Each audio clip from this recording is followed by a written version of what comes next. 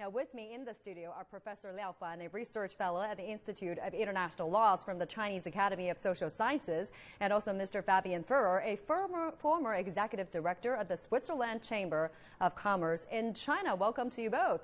So stay tuned for our special coverage right here on CGTN for this live app. You can also go to our live streaming platform on Weibo. Now, the first session is about to begin. Let's go live to our reporter Wang Hui, who's standing by outside the Great Hall of the People.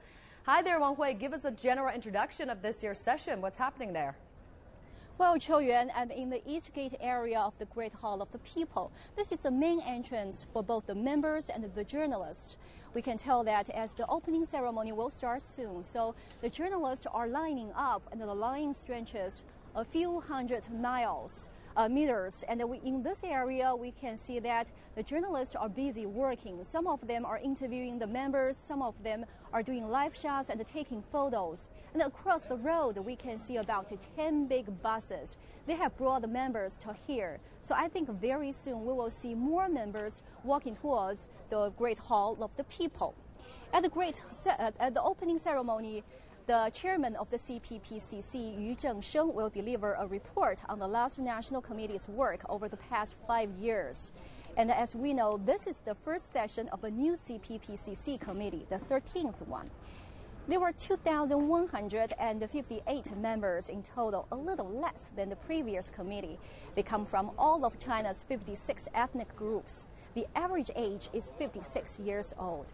Half of the members are new. They have already spent a couple of days in training to get familiar with procedures and better engage in discussions. Journalists will also have more chance to ask questions at the two sessions this year. A special corridor has been set up where members can take questions from the media. It can hold up to 400 journalists at a time. The CPPCC is not a body of state power, and it doesn't make policy.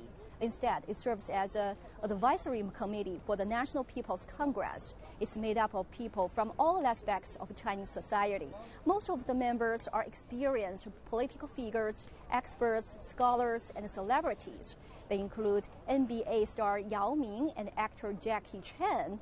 The advisory body contributes ideas and suggestions in whatever way members see fit. They also supervise the implementation of the Constitution and other work by the government. Qiu Yuan, back to you. Thank you so much, Wang Hui, joining us live in front of the Great Hall of the People. And also, let's get more information on the delegates who are attending the meeting. We can go live to our correspondent Wu Guoxiu, who is at the delegates corridor there. Good to see you there, Guoxiu. What is the composition of this year's delegates? Tell us more about who they are. Well, the red carpet, 100-meter long red carpet behind me is called Delegates Corridor. It's where the delegates will pass by while going to the opening meeting. But this time it's called a corridor, not because delegates are passing by, but because they're invited to stop on the red carpet to speak to media. And for the first time today, this is a new feature of the two sessions. And for the first time today, 11 delegates from the CPPCC members are invited to speak to media. Those include China's first spacewalker, educationists, doctors, and agricultural officials, and also a member from China's Winter Olympic Committee, and also an actors. They're really from all sectors of Chinese society. We know that CPPCC has 34 sectors, so the delegates corridor want to invite as many delegates as possible to present their concerns and their ideas on social problems. As we speak, they're announcing that delegates are going to come in. They will stand, three members will stand in a group to answer media questions. I expect the first one might be China's first spacewalker, Mr. Yang Liwei. We know that they usually conduct surveys among the grassroots. The questions to them might not only relate to government policies, but mostly related to their solutions to social problems and maybe related to their personal experiences. Qiu Yuan. Thank you very much. Wu Guoxiu joining us in front of the delegates corridor there inside the meeting venue. Now we want to talk more about this. Let me bring in our studio guests, Mr. Liao and also Mr. Furrer. So today, we see we're having a different setup for this year's meeting, a delegates corridor. We're expecting to see live pictures of the first delegates arriving there. How do you feel about this new setup? Actually, in the past, we have so-called minister corridor in the two sessions, but it's only those high officials, those ministers, to answer questions to the, those press. Yeah. But this year we'll have this. Sorry to interrupt. We are seeing the live picture of the first group of delegates arriving at the delegates corridor. In the middle there, you see Mr. Yang Liwei. Well, he is born in 1965. He's a major general. He is also a military pilot, but more famously, he's an astronaut. He became the first person sent into space by Chinese space program in 2003, and now he's taking questions from journalists. Let's listen in. Our achievement has drawn attention from the world. Can you explain to us what are the major measures in the aerospace development in China? Thank you for your question. Before the 19th CPPCC National Congress, our airspace laboratory work has completed, and we are building the International Space Station in China, and this marks a new era in the development of China's aerospace program in the past several decades. Because of the efforts of all the professionals in the field, we have developed technologies in the docking and all the equipment of the International Space Station. Despite a lack of launching activities this year, the undertakings in the aerospace field will be continued,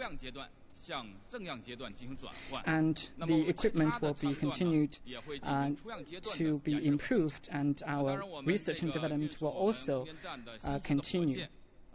New type of launching rockets are being researched and developed. So we face arduous tasks in this field.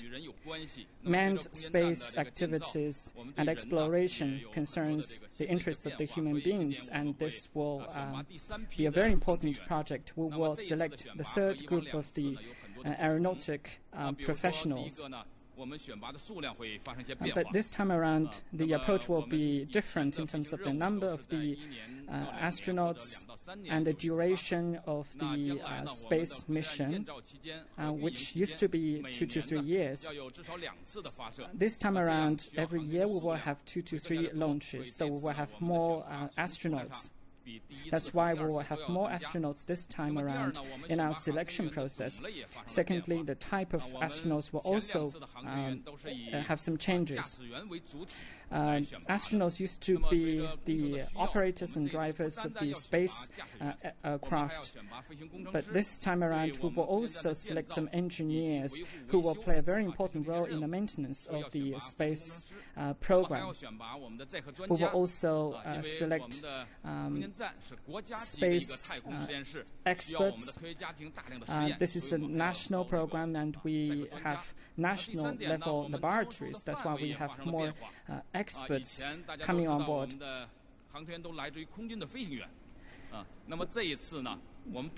This time, we will not only select the professionals from the astronauts, we will also select professionals from the society, for instance, research institutes and universities. The selection process will also cover both males and females.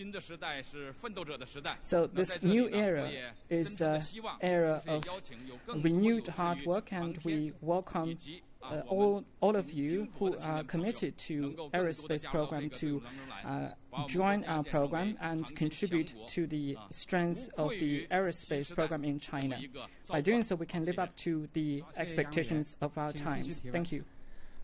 请那边那位穿黑衣服的那位女记者。是。谢谢主持人。我是中国日报社的记者。 I'm 我的 with 问题 China 想 Daily. 提给潘 My 建伟委 question 员。潘委员您好。 is for Pan. 我知道您是 Pan 享誉全球的量子物理学家，也被称作 you 是 are 量子之父。 a 那么想请 quantum 问您，这 physicist 个量子 which 信息 has 技术的 who 发展 has 会对中国的 international 经济和百 reputation. 姓生活带 So 来哪些方面的影响？ my question 谢 is 谢 the development of quantum physics what impact is it going to have on Chinese people's economic and social life? I will give you two examples. The first is related to the safe transfer of information. This has been our dream of the humanity for thousands of years. But history tells us that the encryption technology can always be broken. Therefore, our information security is always under constant threat. However, quantum communication, in terms of its principle, can provide transfer technologies which cannot be broken. So, in terms of national defense, finance, banking transactions, and protection of individual privacy, it can play a very good role. In addition, quantum calculation is also a very important application. For example, if we can manipulate more than 100 particles, then we can achieve 1 million times compared with the present calculation capacity. It can benefit design of certain physical materials, meteorology, etc.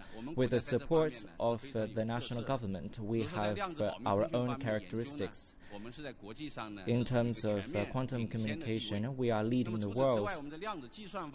In terms of quantum calculation, we are also very unique in the international academic community. Last year, we achieved positive results. And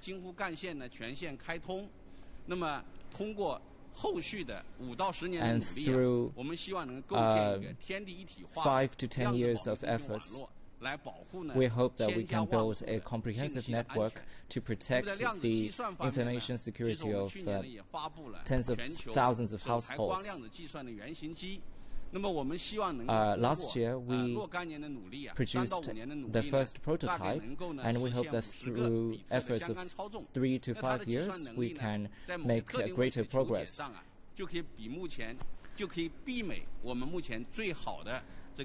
And we hope to achieve a capacitive calculation that can match the best technology that we have now. International competition is very fierce in this respect, but the Central Committee of the CPC in the 13th five-year plan provided great support and intends to establish national laboratories. So we hope to garner scientific prowess from all over the country, and we hope to continue to lead the world. All right, that was the live picture of two delegates of the CPPCC members taking questions from the journalists. The first one is Mr. Yang Liwei, the space hero, and the second one is a quantum physicist, Pan Jianwen. Very interesting. We see them talking about their area of expertise. How do you feel about it? Before the live picture, you were saying that we used to have something like the minister corridor, but not delegates corridor.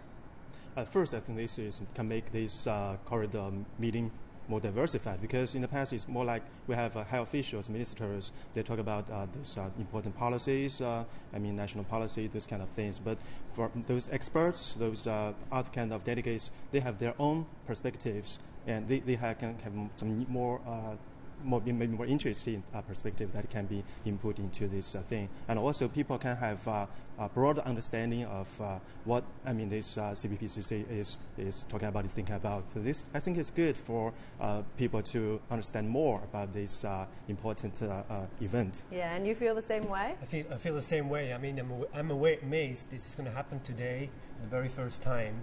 You see people from all walks of life, and it's very interesting because they come out and they speak about some kind of expertise firsthand, because people are very interested.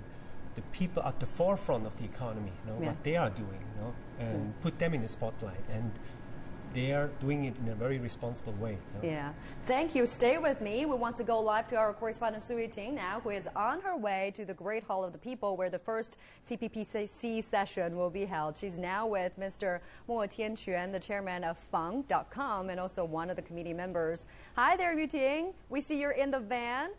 Tell us more about what you guys are doing.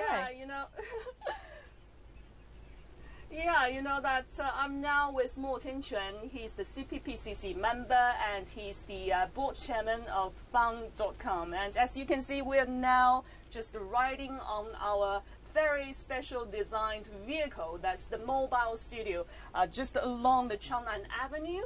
And you know that this afternoon around 3 p.m. the opening session of the CPPCC, the 13th National Committee of the CPPCC will soon open this afternoon at 3 p.m. And the top political advisor, Yu Zhengsheng, will deliver the speech and also to review the work report of the CPPCC over the past 5 years. So that's the reason why CPPCC member Mo Tianquan, Mr. Mo, is now in our mobile studio, and we will take him to the Great Hall of the People in Beijing. Qiu Yuan, would you like to know some of the proposals and you know, the expectations of Mr. Mo? Oh, definitely. Mr. Mo, what were your proposals this year? Yeah, I also want to ask more about this question. So, Mr. Mo, we're very curious about your proposal because you are one of the CPPCC members this year, and you know that there are 2,158 CPPCC members this year, and you are one of them. Half of them are new ones. So, could you please tell us what's your proposal this year, and how would you like to perform your duty? Yeah, we talked about two of my proposals. I have three. You know, one is really targeting at the targeted poverty alleviation. And second, we talked about that. And second one is a more micro economy one, which is dealing with the transaction of properties, you buy, sell, and properties. So we just talked about that. And the third one is more a macro level, you know, about general economy. Topic, which is talking about the urban agglomeration. You know, I'm sorry. That's the big cities. Agglomeration. It's a new word I learned. You know, Chinese, learned in English. So urban agglomeration is it is a proposal which is trying to build group cities or city groups along or centralized with a big city or provincial capital. So in doing that, I think in the coming 10 to 20 years, we can, this is one of the major supporter of a high growth and a stable growth, you know, in the coming 10 to 20 years. We need that you know, for the general economy. Yeah, I think your three proposals are perfect because you know that firstly, the alleviation of poverty is one of China's major goals to achieving the moderately prosperous society in all respects. In the coming 3 years. Yeah. So China has already set the goal to lift all its poor out of poverty by the year of 2020. And the second one you talk about is the property tax, because you know that the tax reform is also one of the top topics that will high on the agenda during the two sessions. And the last one you're talking about is the very significant one that you have already mentioned about the state institution reform and also the group cities, because you know that in April last year, the Xiong'an New Economic... That's our Su Yuting with her guest in the moving van there. If you want to see more of that, just follow us on our social media platforms. In our mobile studio, just outside the Great Hall of the People, we'll sit down and speak with some of the country's lawmakers and political advisors as part of our special segment called 2 Sessions on the Go. You can also catch up on the latest by visiting our social media accounts, or you can scan the QR code at the top of your screen to download the CGTN app for more. Now back from the delegates corridor where CPPCC members speak with media, you might wonder how exactly does one join and be a part of this group? CGTN's reporter Zhou Yun tells us how to become a member of the CPPCC National Committee. When we talk about members of the CPPCC, names that first come to mind are usually movie stars like Jackie Chan and sports personalities like Yao Ming. But aside from them, there are also over 2,000 members on the national level elected every 5 years. They come from all walks of life, from politicians, economists, religious leaders, and doctors, and even celebrities and sports stars. Then how do they become members of China's top political advisory body? Well, here let me try to explain it with more details. Generally speaking, members are selected through recommendations and consultations. For instance, to become a member of the National Committee of the CPPCC, candidates need to first be recommended by an honorable source. They are then reviewed by the relevant organization. If successful here, their names go forward to the preceding CPPCC National Committee for deliberation before their names are released to the public along with all the other successful candidates. Even though CPPCC members' proposals are not legally binding, their voices, opinions, and insights are greatly appreciated, as they not only enhance their special area of interest, but also work towards making China a greater nation. Now, Professor Yang Jia is the only visually impaired CPPCC member. She holds a Master of Public Administration from the Harvard Kennedy School and now works at the Graduate University of the Chinese Academy of Sciences. At 29, she was diagnosed with macular degeneration, which led to her blindness. And today, in our first episode of our special series, I have a question for Liang Hui. CGTN's Han Bin talked with Professor Yang, whose proposal this year is to push forward the concept of the no-barrier cinema in all Chinese cities.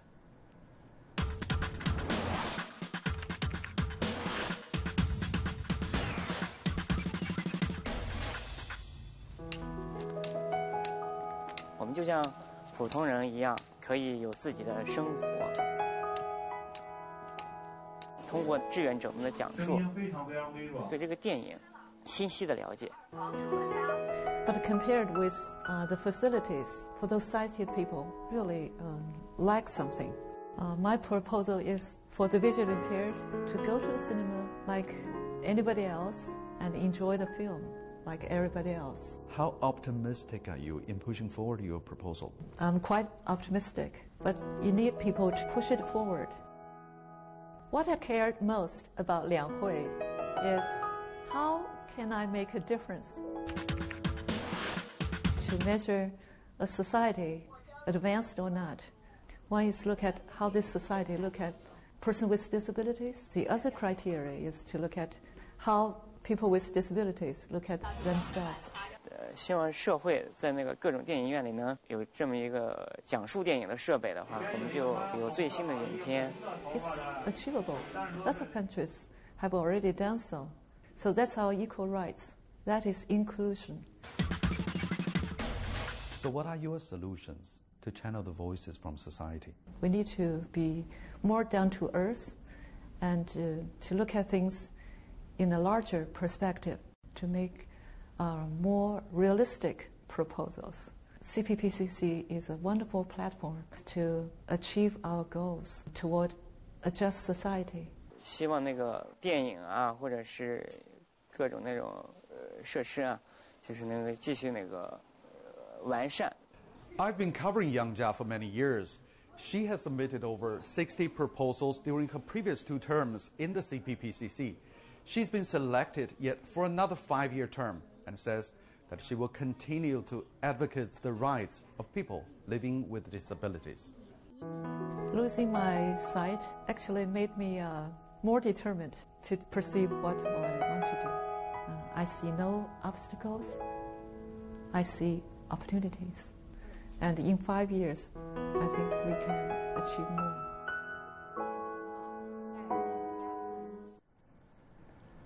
Now let me bring back Professor Liao Fan and Mr. Fabian Furrer. And, you know, this year marks the 40th anniversary of China's reform and opening up. And CPPCC has long been playing a role in state governing. How do you see that role? We can understand its role actually from the very first beginning of its charter. First, it's an organization of patriotic united front, which means it has, the broadest possible organization. Actually have participants from delegates from all over the country, from all over the sectors, and that they can have their wisdom and have their opinions input into this political process.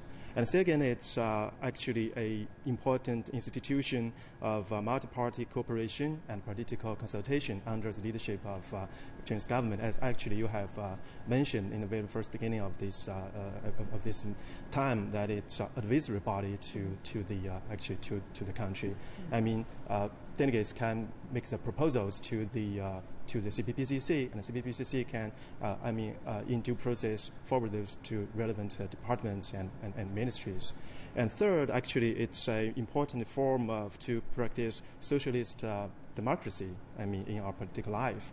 Actually, it's I would say a very important or even a classic form of so-called consultative democracy. As President Xi mentioned, it's good to discuss things, and the things of all should be discussed by all. It's exactly the way that CPPCC practice this kind of socialist democracy. Yeah. Now, before I get to Mr. Fur's thought on this, we have to take a short break on our special coverage. You're now watching CGTN. Stay with us. We'll be right back.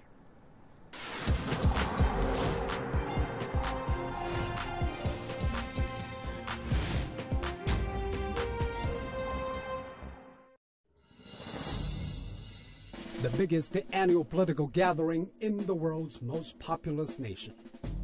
Some topics to deliberate and discuss. A new state leadership lined up.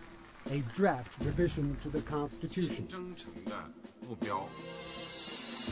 From March the 3rd, CGTN takes you right to the heart of Beijing for a behind-the-scenes look at how 5,000 political representatives and advisors get things done.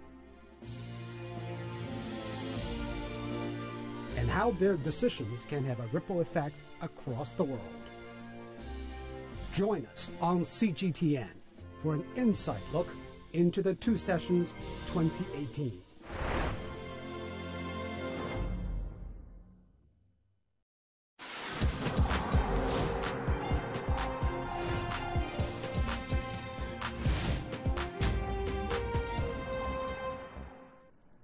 Welcome back. China's bullet trains have earned quite the recognition worldwide. The high-speed railway network covers over 22,000 kilometers, the longest in the world. However, for a long time, train passengers in China have complained about the expensive and not so tasty food served on the board. But recent reforms have opened the food business to other companies, making it possible for restaurants to deliver meals right to the seats of passengers. CGTN's Jane Kyle and Han Peng report. It's one of China's latest technological achievements. The Fuxin bullet train, traveling at 350 kilometers per hour, making the Beijing-Shanghai trip shorter, more comfortable, and now tastier. With the touch of a button, passengers can order their food from the cities they will pass through, and the food will be delivered to their seats. The service by the China Railway Corporation was launched several months ago. Orders, though, have to be placed at least an hour in advance. Well, it's simple. You only need to open the China train booking app. Now, there are several options that you can choose from.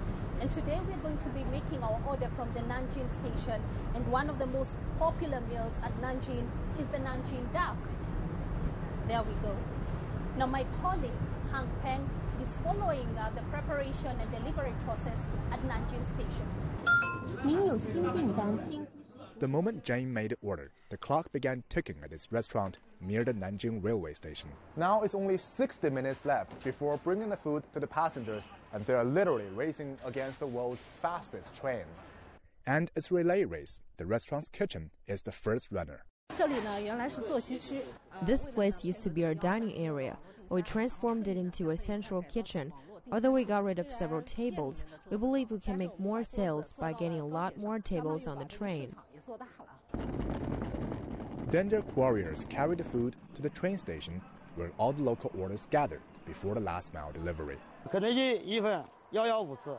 the meals arrive, they're packed in different cases, sorted out by different restaurants. And when they leave this office, they're all packed in different cases, sorted out by different train numbers. And by the way, now it's only 35 minutes left. In the Nanjing South station, the train only stops for 2 minutes. 5 minutes for repackaging. Then it's the turn for delivery folks like Luo Deyou to run. He's the last in the relay, bringing the food from the station to the train. Each day he runs the same journey at least 20 times. Good news for him, the train has not arrived as he reaches the ticket checking entry. After all the hustle and bustle, we have finally arrived at the platform just a few minutes before the train.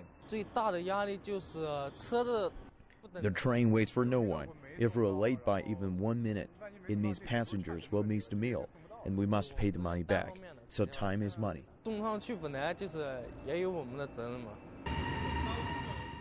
But De You says even if the passengers get the refund, it's still not a pleasant experience for missing a meal they waited an hour for. He gives all the order to the train attendants, who will later bring the food to the seat of the passengers, including Jane's. No time for greetings before the train roars on towards Shanghai. Hey, Jane. Hi. You even get to deliver my duck. Of course. Thank you. You're welcome. Well, you've been behind the scene. What was that like? You know, it's been really exhausting for us to follow the whole process because the system has been simply moving so fast and so efficient. Well, indeed, there's no doubt about the growing popularity of the food delivery service. And I can still feel my duck is warm. Let's just get to enjoy it. Certainly, let's begin. Well, this is Han Pang and Jane Kyo signing off from the Beijing to Shanghai bulletin. Now let's talk to our correspondent Jane Kayo. She's joining us live in downtown Beijing. Hi, Jane. As a correspondent from Nairobi, what are your observations on China's political season? What are African countries expecting from this meeting? Well, I've previously had a lot of, I've heard a lot about the two sessions, which are China's biggest annual political events. But this is actually the first time I get to cover and experience them firsthand. Now, already it seems to be a well-organized and structured process. And it's obvious there's a lot of interest from around the world, given the number of overseas journalists that have been assigned to cover the event. Like you mentioned there previously, the CPPCC kicks off today, and this is, of course, the advisory body that meets to discuss various issues from the economy to pollution to sports, and this is so that they can advise the government on policy. However, perhaps the meeting that may generate a lot of interest is on Monday, and that is the opening of the NPC session. That's the legislative body, parliament, if you like, and this is where bills will, of course, be deliberated. And perhaps the most important, and perhaps one of the most important issues this year is, of course, the official approval of the election of President Xi to a second term and the amendment to the constitution scrapping the presidential term limits. Now, of course, there's no doubt about the growing closeness in relations between China and Africa. And there's no doubt that currently China is Africa's biggest trading partner. And we've seen China transform infrastructure in many African countries. Perhaps an indication, one of the most important indication of this close relations between China and Africa is the fact that the first overseas visit by China's foreign minister every year, every beginning of the year, is always in Africa. So one thing that Africa will be keenly waiting for during the two sessions is the foreign minister's report, which lays out China's foreign policy over the next 1 year. And this report will be delivered on the 8th of March. So we also have an important meeting that's coming up this year in Beijing. That's in September, and that's the Forum on Africa, or rather the Forum on China-Africa Cooperation, or FOCAC, and this is a meeting that aims to focus on strengthening relations and cooperation and dialogue for mutual benefits between Africa and China. Thank you very much. Or Jane Kayo joining us live in downtown Beijing. Appreciate your report. Now, let's get more from our correspondent, Tian Wei. She's also the host of World Insight with Tian Wei. She's joining us live inside the Great Hall of the People, the venue of the meeting. Great to see you there, Tian Wei. You've been covering the two sessions for years. What might be different this year?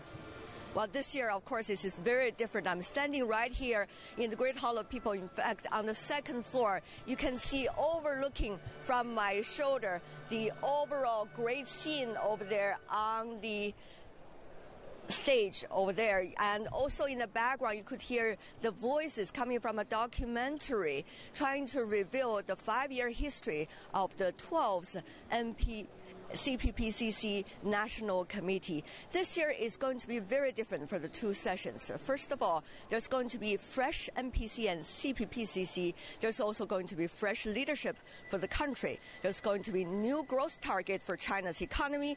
There's also going to be new reform measures. At the same time, there's going to be constitutional amendment, which are very important for China in the future.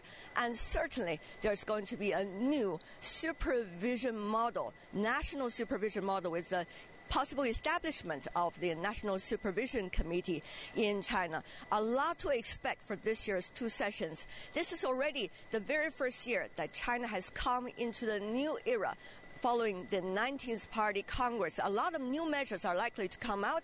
A lot of new faces and voices are going to shown to the rest of the world as well. Yeah, and the CPPCC sessions will be covering a wide variety of issues. What in particular are you eyeing?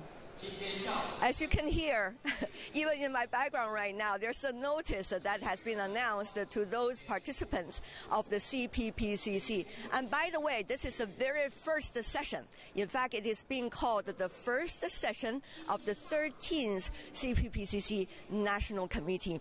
Many of those are fresh faces coming into the CPPCC membership. They are coming from all walks of life. Of course, a lot of them are coming from the high-tech area, the business field, as well as from the education, medicine, and from different democratic parties. Most of the people here are looking forward to the discussion about the reform measures. 40 years and reform and opening up, this is what we are celebrating this year.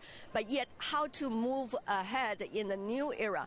And secondly, how the second largest economy in the world, China, will be a player in the world that would bring win-win situation to everyone in our world. That's going to be another thing. Certainly, as you may see, there has been a lot of debates about trade issues, for example, that is going on between China and the United States. This has been shown in our news over and over again. So people are looking at what measures and what approach the Chinese central government together with the NPC and CPPCC are likely to work out in order to face some of the new challenges and certainly new solutions.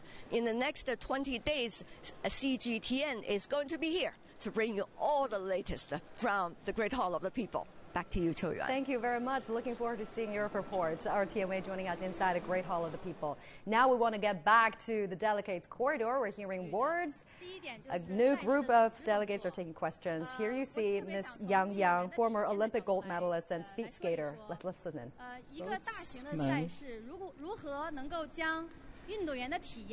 How do we make sure that the experience of these sportsmen can be maximized, and that makes the success of the competition? In 2015, in the application process, we promised that Beijing will host a sportsman-centric competition. And 21 members will continue to make efforts in the following areas, including catering and other services for the competition. So from this perspective, we are thinking about how to really make the experience better for all the competitors. We will also make sure that the tickets can be insured for the families and friends of the competitors so that they can come to the venue to applaud the achievements of their sportsmen. We are living in an era of new media, and they are also representing the young generation of our times. Right now, we have two goals for the Winter Olympics. We hope to participate in all the events of the competition, and the tasks are very arduous. In the coming 4 years, we hope to live up to the expectations of the international standard, and we hope to be qualified for all the events. For those events, we have advantage. We hope to excel and win more gold medals. I believe that these are the dreams of all the competitors because this is the home venue, and we are trying to live up to the expectations of all the people in China. We have a lot of venues and professionals. In the process of the application, we know that millions of people are participating in this event. Given the number of the participants, the demand for the venues will be very, very tight. Thank you.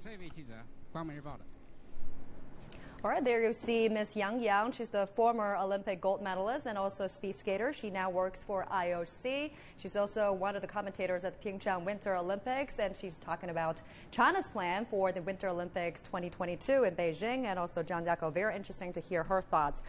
But earlier, we also saw a report from our African correspondents talking about China's high-speed railway. That's really a symbol of China's fast-speed development. How do you look at China's, transition from this high-speed growth to high-quality growth? What do you see as the challenge? Sure. I mean, in the last 40 years of the opening up reforms, you saw this fast and furious growth, economic growth at any cost, Of course, nowadays it's time to reflect and shift gears, that you go to more this high-quality growth. So Mr. Xi Jinping, of course, he realized that in his second term, right?